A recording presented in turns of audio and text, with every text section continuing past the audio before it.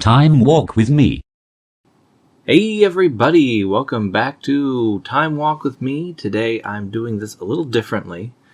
I had a little bit of audio problems.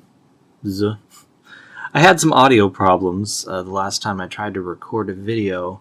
So this time I am gonna just forego the video camera and just record my voice and show you some cards like this. So today we're going to look at my deck that I have named Downside Up because the commander is Auntie Blyte, Bad Influence.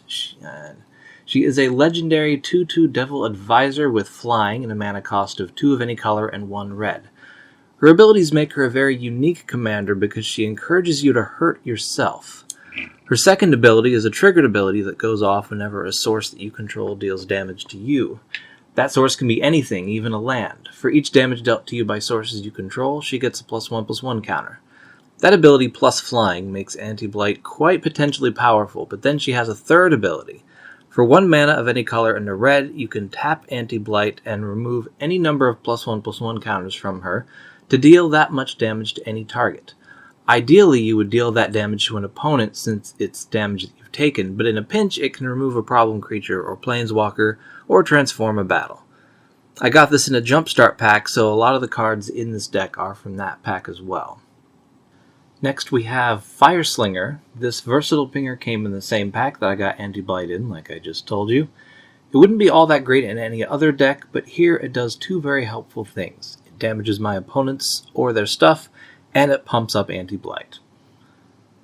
Then we got Flame Rift. This card hurts everyone, including me, so it also pumps up Auntie Blyte with 4 +1/+1 counters. That's a good deal for 4 mana, at least I think. Goblin Artillery and Orcish Cannoneers. They are basically the same creature, but since they have different names, they can be in the same EDH deck. These guys hurt me more than they hurt my opponent's stuff, which would normally be bad, but in this case it's good. You could even do all 5 damage to yourself if you want to Voltron your way to victory. Jackal Pup. This is a bad blocker in most decks, but in this deck it works quite nicely.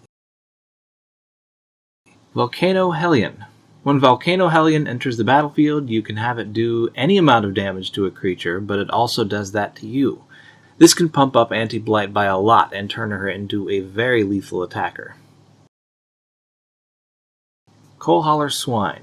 This is another good chump blocker, especially since it hurts everyone and not just you, but since it does hurt you, it pumps up Auntie Blyte. It also amplifies spells that hit all creatures, spreading it out to players. Fire Drinker Satire? I'm not quite clear on how to pronounce that word. I should probably look it up. This is a strictly better Jackal Pup. In addition to the pup's ability, it also has a fire-breathing ability that hurts you and pumps up Auntie Blyte whenever you use it. Aftershock. The drawback on this spot removal spell is an advantage in this deck. It can take out most kinds of permanents, including a land, and it pumps up the ante. Orcish Cannonade. This is an instant version of Goblin Artillery and Orcish Cannoneers, but it also replaces itself in my hand, which is always nice. Mana Barbs. This card punishes everybody but me for tapping lands for mana. Goblin Psychopath. Whenever this guy attacks, there's a 50-50 chance that he'll hit me instead and pump up my ante. In this deck, that's a win-win. Volcanic Fallout. This hurts everyone and everything, and it can't be countered, so there. Creatures like Coalhauler Swine, Jackal Pup, and Fire Drinker Satyr go well with spells like this. Spell Shock. You like casting spells? Not anymore. Slag Storm. This is a mini board wipe, or a way to hurt everyone and pump up Auntie Blyte. Sarkhan's Rage. There are no dragons in this deck, ensuring that this card's downside will happen, but it's an upside in this deck. Warmonger. No matter who plays this ability, it benefits you. Hammerfist Giant. It kills itself unless you find a way to save it, but it still wipes the board to some degree in addition to pumping up your ante. Char. This is Red Psionic Blast. Faraday's Fireball. If you're lucky, you'll get the downside. Iron Mastiff. If you're lucky, you'll get the downside. Ankh of Mishra. This card might make everyone hate you, but it might also help you to win. Spear Spewer. This guy hurts everybody but you by hurting everybody including you.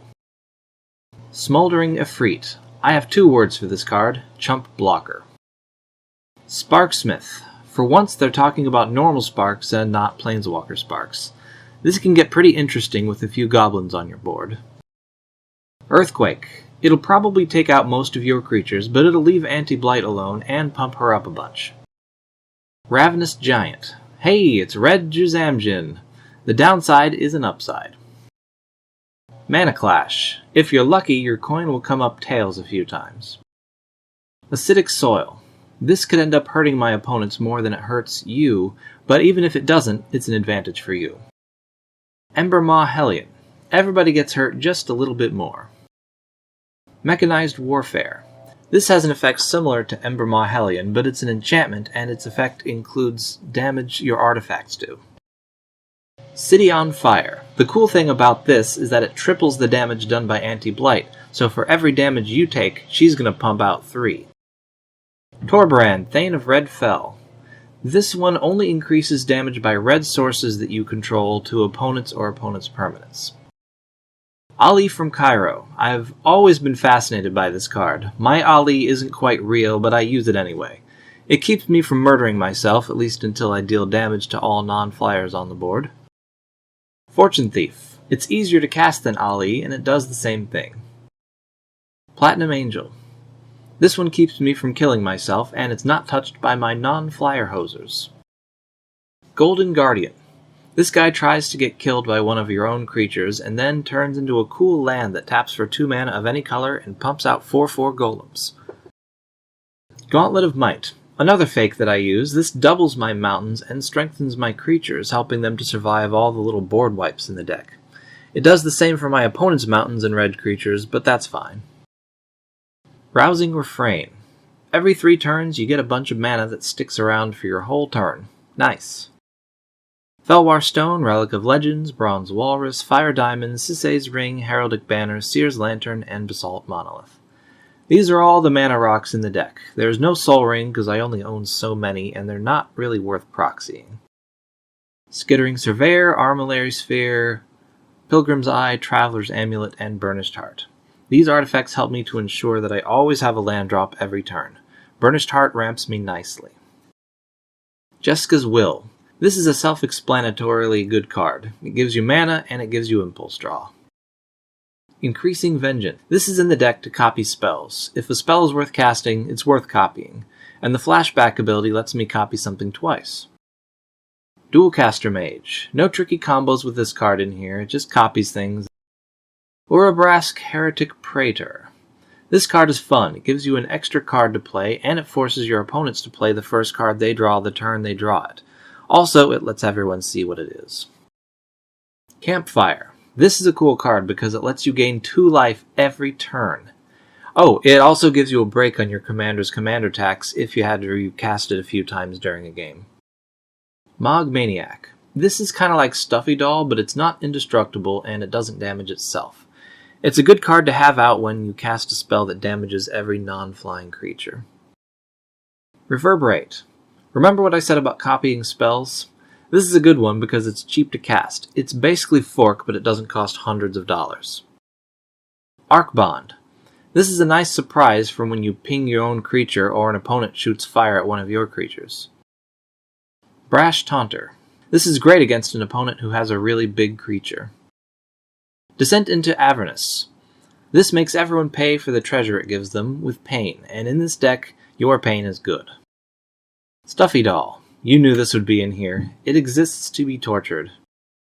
Lore Seeker's Stone. There's not a lot of draw in this deck, so this makes up for that a little. The fewer cards you have in your hand, the cheaper it is to grab 3 of them. Field of Ruin. This helps you deal with a pesky Dark Depths or some other land that's causing problems. Access Tunnel. Once you target something, you can pump it up later and it's still unblockable. It's great for a Voltron victory. Mountain. This card is free to play, and it taps for a red mana, which is essential to this deck. You can only play one per turn, which is a bummer, but you can have as many copies of it in your deck as you can fit. I think Wizards might have overlooked this card because it's super overpowered. I hope it doesn't get any errata. So that's it. That is my anti-Blyte Bad Influence deck. Do not let her buy you cigarettes. She thinks she's cool, but that's just unhealthy. Tell me what you think. I'll see you next time.